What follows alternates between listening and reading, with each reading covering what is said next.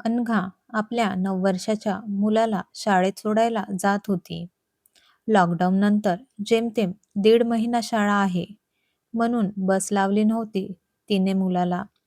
काटकसरी स्वभाव, अगदी टिपिकल गृहिणीसारखा.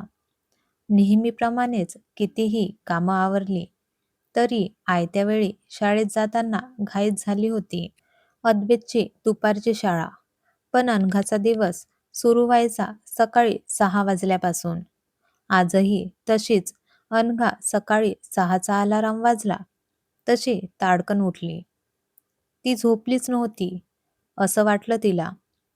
डोक्यात दिवसभराच्या विचारांचं सत्र सुरू होतं. नेहमीप्रमाणे. त्यामुळे रात्रभर गाढ, निवांत अशी झोप तिला लागायचीच नाही. मुळात अनघाचा स्वभावच असा सतत काळजी करत राहण्याचा होता. अतिविचार करायची जणू सवय जडली होती तिला.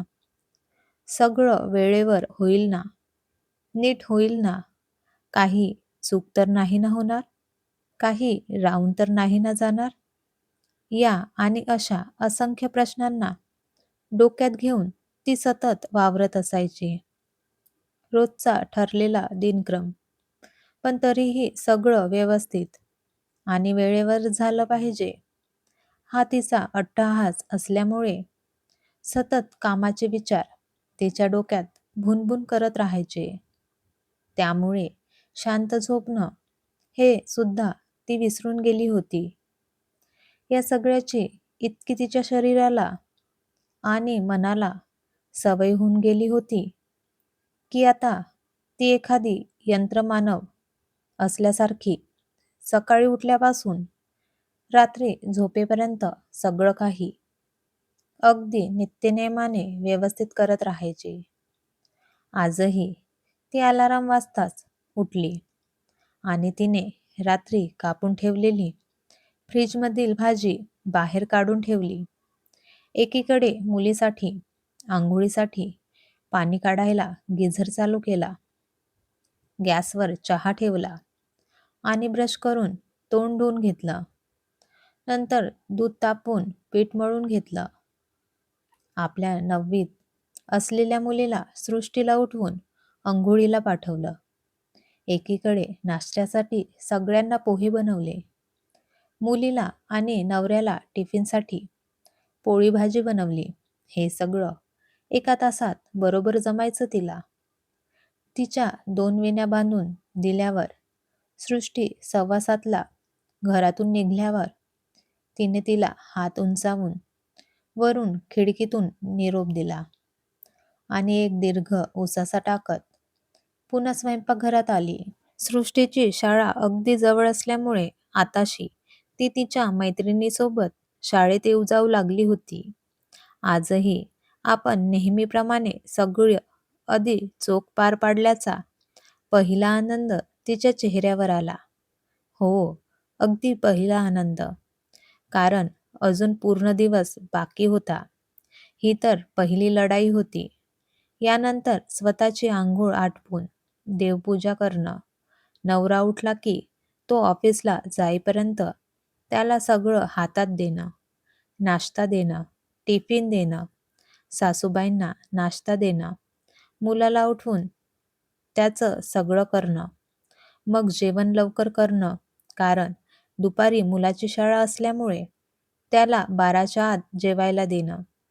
या सगळ्यात एकीकडे त्याचा अभ्यासही घेणं, मग त्याला शाळेत सोडायला जाणं, आल्यावर सासूबाईंना जेवायला वाढून स्वतःचं आटपून दुपारी मुलीला ट्युशन लांब असल्यामुळे सोडायला जाणं, पुन्हा संध्याकाळी मुलाला शाळेतून आणायला जाणं, अशा कितीतरी लढाया बाकीच होत्या. या सगळ्या आघाड्यांवर ती नेहमीच बाजी मारायची. कारण सगळं अगदी व्यवस्थित नियोजन करून पार पाडणं यासाठी ती सतत धडपडत असायची. तिच्या नवऱ्याला सगळं जागच्या जागी लागायचं आणि मुलांच्या बाबतीत तो जरा जास्तच पर्टिक्युलर होता.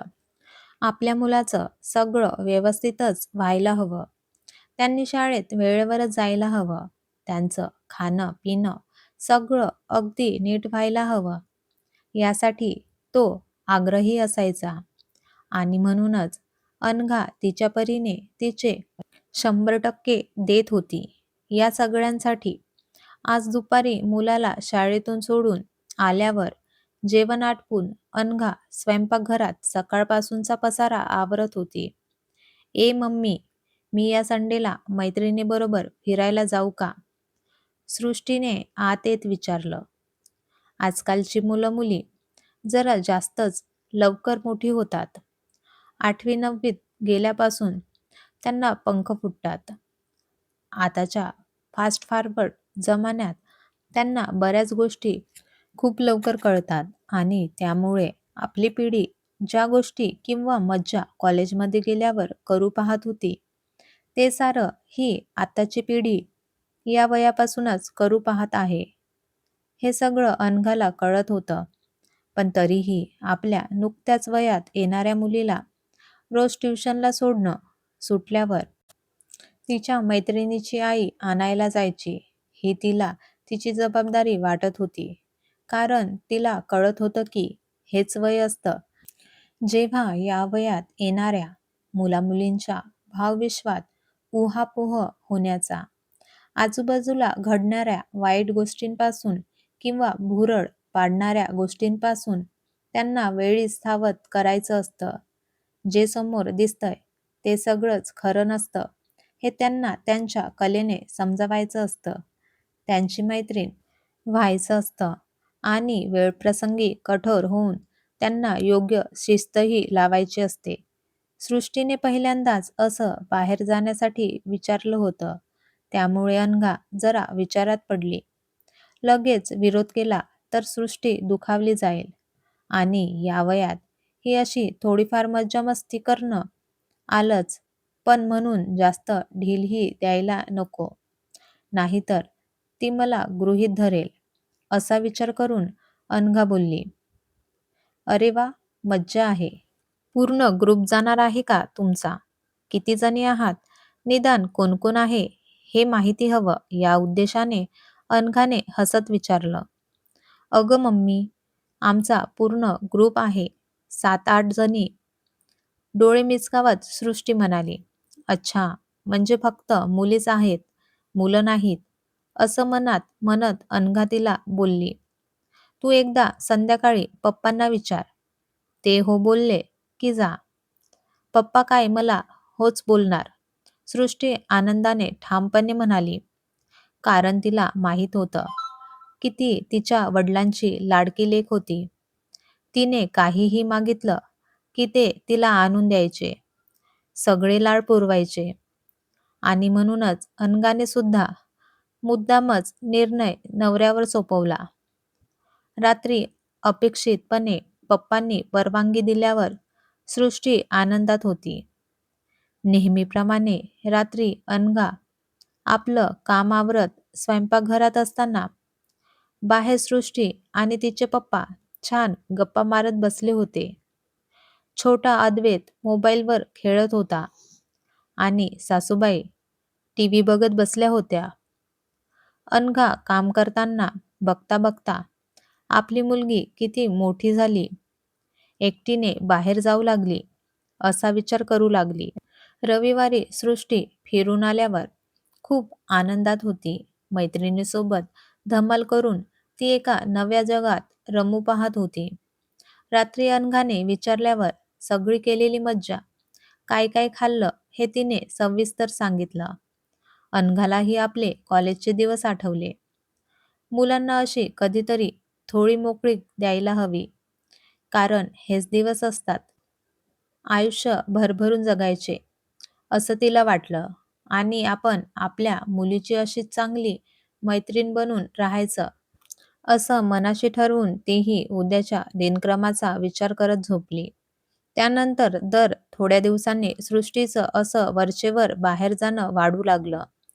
अनघाच्या मोबाईलवरून मैत्रिणीच्या व्हॉट्सअप ग्रुपवर चॅटिंग वाढलं, फोन कॉल्स वाढले.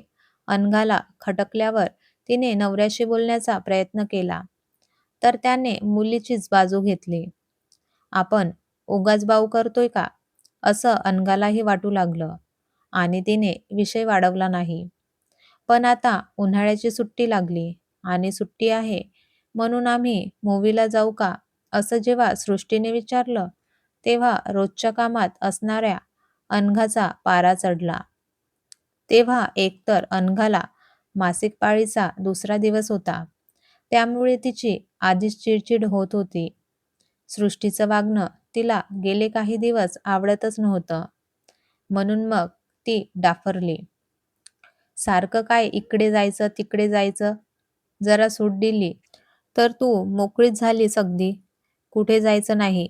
हल्ली मुलंही असतात तुमच्यासोबत फिरायला, माहीत आहे मला. आता सुट्टी पडली तर काय फिरतच बसणार का? काही नाही, कुठेही जायचं नाही. अनघा ओरडून बोलली. काय गं मम्मी, सुट्टी पडली म्हणून विचारलं ना? एवढं काय आहे त्यात? आणि हल्ली मुलं-मुली सगळे फिरतात. मी तरी कधी-कधीच जाते त्यांच्यासोबत. आणि काय झालं गेली तर?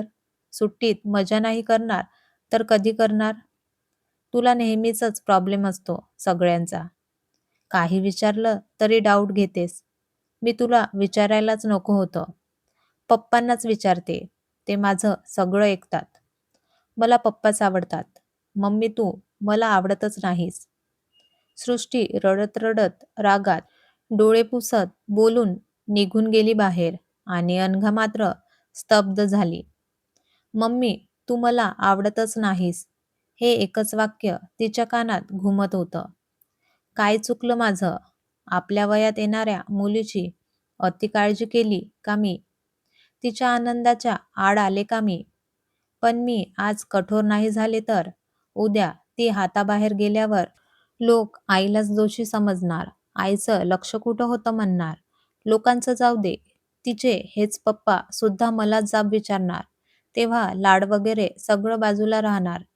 नोकरी सोडून मुलांना सांभाळायला घरी राहिले आणि मुलांवर नीट लक्ष ठेवलं नाही म्हणणार. पण मला तर तिची चांगली मैत्रीण व्हायचं होतं. मी तिला नेहमी सगळं खोदून विचारते. ते तिच्या काळजीपोटी. पण तिला वाटतं की मी संशय घेते. तिला मनासारखं वागू देत नाही. तिच्या सगळ्या गोष्टीत ढवळाढवळ करते. हे वय इतकं नाजूक असतं की या वयात समोर येणारी प्रत्येक गोष्ट किंवा व्यक्ती चांगली वाटते. चकाकणारं सगळं सोनं वाटतं आणि त्यात हल्ली या मोबाईलमुळे सगळ्या गोष्टी एका क्लिकवर ओपन होतात. सगळंच लवकर कळतं आणि एकतर हल्ली काय काय कानावर येतं. बाहेरचं जग आता सुरक्षित राहिलं नाही आणि अशा वेळी एक आई म्हणून माझी काळजी हिला कळणार नाही. पप्पा लाड करतात म्हणून तिला हे चांगले वाटतात आणि मी मात्र शत्रू. स्वतःशीच बोलत असताना अनघाच्या डोळ्यात अश्रू तरळले. नकळत दुखावल्या गेलेल्या अनघाला नको नको ते विचार डोक्यात येऊ लागले आणि आपल्या मुलीची काळजी वाटू लागली. अनघाची ही काळजी अगदीच रास्त होती की अवाजवी होती. ही अशी परिस्थिती कमी अधिक प्रमाणात वयात आलेल्या प्रत्येक मुलीच्या किंवा मुलाच्या घरात दिसून येते. एका पॉइंटला त्यांना असं वाटतं की या घरात आपल्याला कुणीच समजून घेत नाही. आपले आई-वडील आपल्याला समजून घेत नाही आहेत. आपल्याला स्वातंत्र्य मिळत नाही आहे.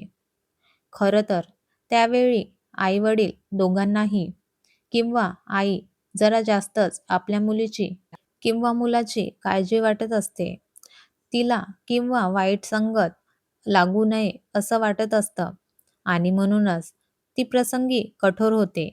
पण यामुळे या 2 पिढ्यांमध्ये दुरावा निर्माण होतो, जो दोघांनाही असह्य असतो. अशा वेळी मोकळेपणाने बोलून आई-वडिलांनी घरी जेवायला बोलवायचं निमित्त करून आपल्या मुलांच्या मित्र-मैत्रिणींना भेटून ही दरी मिटवणं गरजेचं असतं. नाहीतर गैरसमज वाढत जातात आणि मुलांना आपल्याला समजून घेण्यासाठी बाहेर कुणाचा तरी आधार हवा-हवासा वाटतो. मान्य आहे की मुलांना जास्त मोकळीक देणं चुकीचं आहे. पण म्हणून त्यांच्यावर अविश्वास दाखवणं ही चूकच. आपल्या पाल्याचे चांगले मित्र होऊन त्याला योग्य दिशा दाखवणं हे या वयातल्या पालकांसमोर असलेलं सगळ्यात मोठं आव्हान असतं आणि ते पार पाडण्यासाठी एका आईने मानसिकदृष्ट्या जास्त सक्षम व्हायलाच हवं. अनघासारखीच प्रत्येक आई आपल्या घरासाठी, आपल्या मुलांसाठी, आपल्या संसारासाठी दिवसभर झटत असते. आपलं करिअर सांभाळून किंवा सोडून आपल्या मुलांसाठी तिच्या परीने सगळं करत असते. शारीरिक आणि मानसिकदृष्ट्या ती तिचं आयुष्य वेचत असते. पण जेव्हा मुलं नकळत का होईना आपल्या आईला दुखावतात, तेव्हा त्या आईच्या काळजाला चरे पडतात. अशा वेळी आई म्हणून ती कुठेही कमी पडत नसते. त्यावेळी परिस्थिती आणि मनस्थिती चुकीची असते.